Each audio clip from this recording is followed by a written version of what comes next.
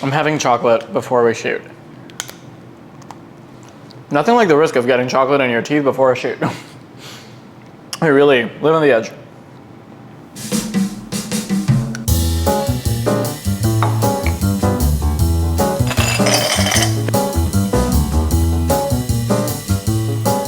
Oh my God, this is so good. Hey everyone, welcome back to the kitchen. My name is Francisco, and today we're having drinks. Today we're having cocktails. That's what's for dinner. It's cocktails.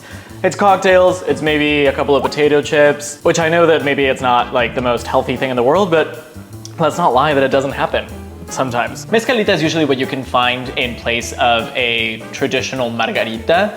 Everybody tends to think that margarita is Mexican. Maybe it was invented in Mexico, but I can assure you that no one in Mexico is drinking margaritas. Like, it's a very American thing.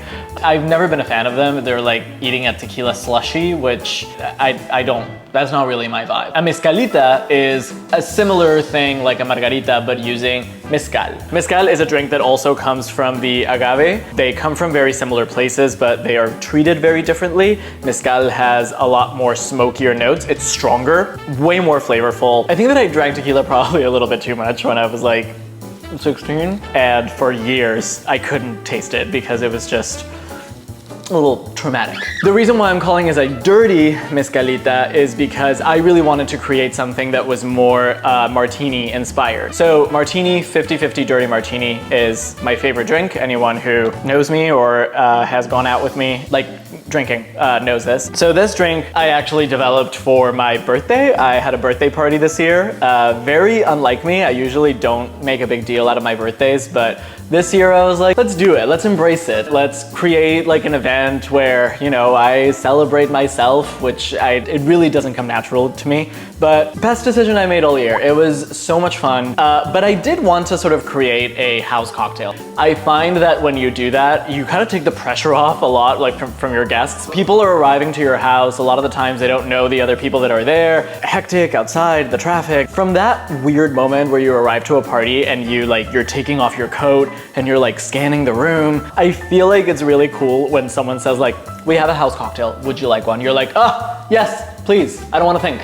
Give it to me. The recipe creates like a very, very delicious, strong concentrate that you can just keep in the fridge. And then the idea is to serve that in a glass full of ice with sparkling water. It's acidic, but it's also very salty. It's umami. It hits all the notes. It's fantastic. So the first thing that I'm gonna do is I'm going to make a very, very simple demerara sugar syrup. This is what's going to provide sweetness to our cocktail. Everything in this cocktail is like either very alcoholic, very smoky, very spicy, very acidic. We need a little bit of sweetness in order to balance out the entire thing. Demerara sugar, or sugar in the raw, this is sugar that has not been processed, so it's very coarse and it has this beautiful tan color. When sugar has a more tan color, that means that it has more molasses. It's going to have a more caramelly flavor, so it's a little bit more interesting than just like a granulated sugar syrup. I'm gonna do 1/3 of a cup of demerara sugar and 1/3 of a cup water, so a 1-to-1 ratio. I am going to put everything in the stove, let it melt, and let the water reduce a little bit until, again, we have that beautiful molassesy, like thick consistency, and then I'm just gonna let it cool. Pinch of salt. I know it seems counterintuitive to make like a sweet syrup and then adding salt, but it needs salt for the sugar to taste more of itself. I know that that's weird, but just trust me. While my syrup is going, I am going to be doing my concentrated herby spicy puree. So for this, I am going to be using beautiful fresh mint and 1.5 jalapeno chile.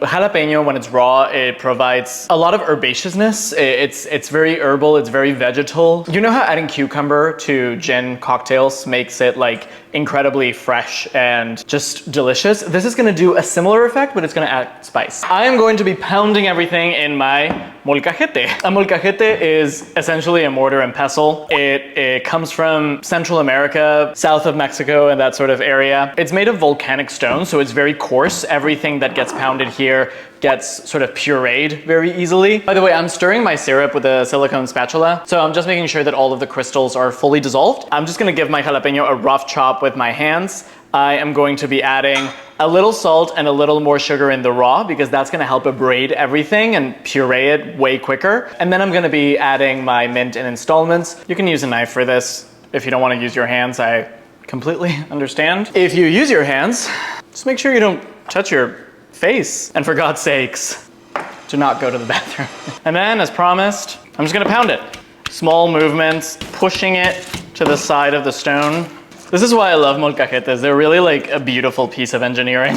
So now that my jalapeno is becoming sort of disintegrated, I'm gonna add some of my mint leaves. And I'm just gonna sort of strip them from their stalk. I'm already getting like that caramelly smell, but I'm gonna let it reduce just a little bit more. To anyone that is like sensitive to spice, I know that you're probably seeing this and being like, this man is absolutely insane. We're gonna balance it out. That's the art. That's the art of cooking. It's just like you start with ingredients that are very, very strong by themselves, but the entire trick is like, how do you combine them, right? It has this really beautiful color. And to this, I'm going to add the juice of 2 whole limes. The mint and the lime, it really takes it also to like a mojito place. Should I be wearing an apron when doing this? Absolutely. Do I ever wear aprons? Not really. This is why I don't have nice things. I am trying to change that about myself. Trying to be more sophisticated and careful. It's not going well. Maybe for 2025, you know? This looks absolutely beautiful to me. Woo! My. It needs a little bit more salt. Another lime. I'm gonna go with 3 limes. Very good. Okay, my syrup is looking amazing. I want you to come look. I'm transferring my syrup into a heat-safe bowl just to let it cool. So as I advance, I'm gonna start transferring all of my ingredients into my pitcher, and this is where my concentrate is gonna live. Now that we have this mixture that is smelling like it could kill someone, what we're gonna do to mitigate that is we're gonna add alcohol to it. 3 types of alcohol, no less. So it's 160 milliliters of mezcal and tequila each, and then 80 of vermouth. The vermouth is there just to kind of take it away from that margarita place. I am using my trusty food scale, but if not, 80 millimeters is roughly 1/3 of a cup. I just don't want to use my cup. 158. Lovely. 160. He loves control. Tequila. Patron, please, double. That's an inside joke for my sister, or for anyone who is a fan of the movie Stepmom. Julia Roberts, what a queen. I went a little heavy, 165. We're leaning more into tequila today. What's the problem? And then 80 of vermouth. I'm using Nolly Pratt. I love it. Woo! 85. Again, my measurements are not perfect, but guess what? Neither am I. Woo! It smells like a fun night. 1/4 of a cup of my syrup. It's very strange to measure like this so that the camera can see it, but like I can't see it. It's kind of unnerving. It's just unnatural. I'm not used to it, but let's hope I don't make a mess. Woo! Mixy mix. The syrup, as you can see, takes it to a bit of a swampy color, which, you know, the cocktail is called a dirty mezcalita. Like, this isn't clean. This isn't like beautiful and pristine. This isn't an apple martini. This is, you know, this is different. This has personality. I'm gonna take one for the team. Oh, that is delicious. Okay, I'm gonna add another lime just because I feel like it needs a little bit more acidity, a bit more like, again, like florality. Florality, is that a word? It's kind of the trick, you know, when you're not living in your own country, especially when you're working. You just kind of have to say the word that you believe that exists. Say it with confidence. And maybe the other person who's a native is gonna be like, oh, I didn't know that word. And you're like, yeah, it's because I made it up. It needs more salt. And I just might add a little more syrup. That pinch of salt, it needs a little more salt than you think. If you feel like it's missing something, like, you should be so excited to drink this. And if you're not, it needs more salt. More syrup. Look at the consistency of my syrup. That's what we want. See how it coats the back of my spoon. Getting rid of my scale, let's not lie, I'm not even measuring anymore. The reason why I'm kind of like riffing here is because the recipe in the newsletter was for a batch cocktail. It was for a lot of people. This, I'm gonna make like, I'm gonna have a concentrate for like maybe 5 servings, but no more than that. There it is. It's spicy, but it's also very fresh. It's sweet, but it really activates those glands, like those like salty umami glands that are activated in the same sort of way when you drink like a dirty martini. I have a finishing touch, and some of you are not gonna like it. It's a very controversial ingredient, and that is MSG. Lots of controversy. I usually don't use it in my food, not because I believe that it's dangerous. There was a lot of fear mongering back in like the 2010s, and many of those claims have since been disproven. I don't use it often because it's so delicious that I kind of think like it's cheating, even though it's not. Medium pinch, taste it. Ooh. It needs a little more. If you don't want to add MSG, I totally understand. I respect that. Add a little bit more salt. They do similar things, salt and MSG. Oh, that's it.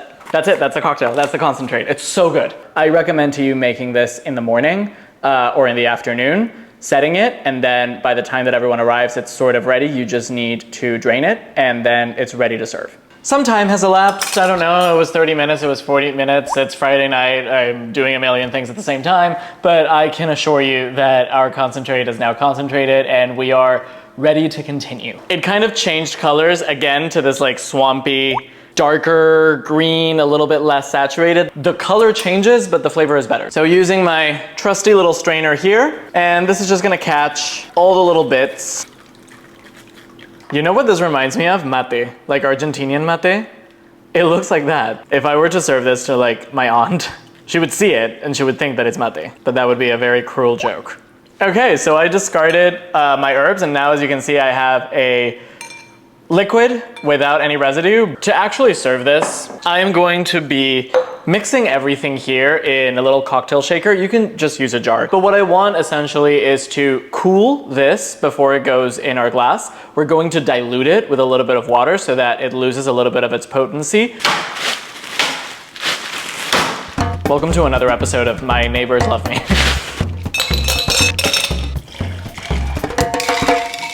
And now we can serve. Fill the glasses with ice.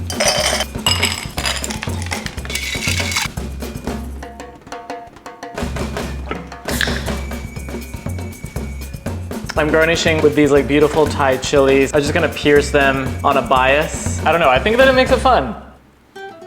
And then the last step is, which is optional and admittedly a bit difficult to find, sal de gusano. This is very traditional to drink with mezcal. It brings a little bit of more smokiness. That's it.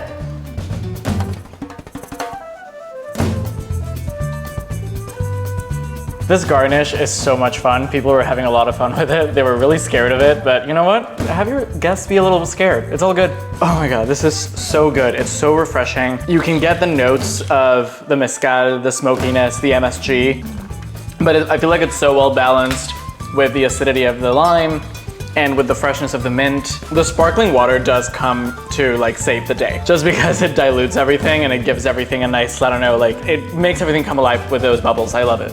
I hope you make it. I hope I was able to transport you to a place where like a martini and a margarita shake hands, and they shake hands in the presence of mezcal. It's a little bit more sophisticated than a margarita, but it's a little bit more fun than a martini. So I think that everybody wins. Next time we will have food, I promise, but not tonight. Tonight was cocktails, so that's it. I'll see you in the next one. Ciao.